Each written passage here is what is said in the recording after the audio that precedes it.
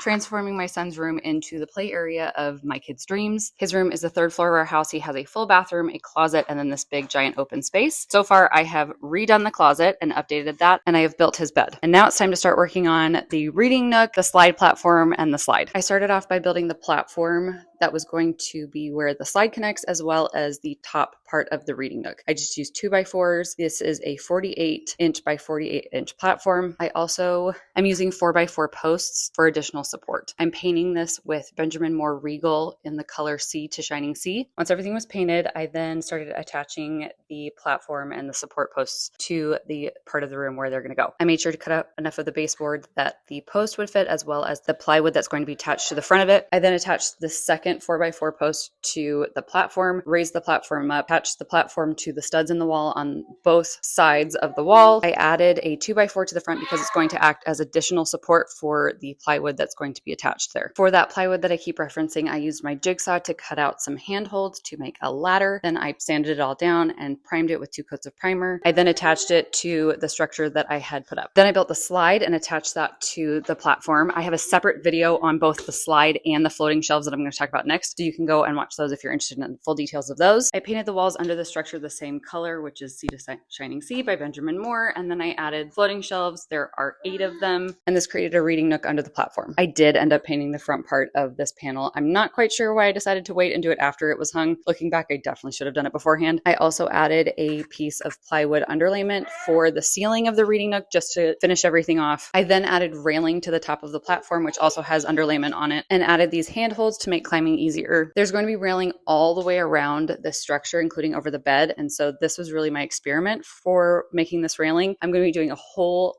separate set of videos about the railing and how to make the railing, so I won't get into that right now. So this is where we are now with the slide platform and the reading nook underneath. It is kind of dark under there. I do have a plan for lighting under there, but I need to get the next section of this space done before I can add the lighting. Full details for this are on my site, breezingthrough.com, and you can find the full video for this on my YouTube.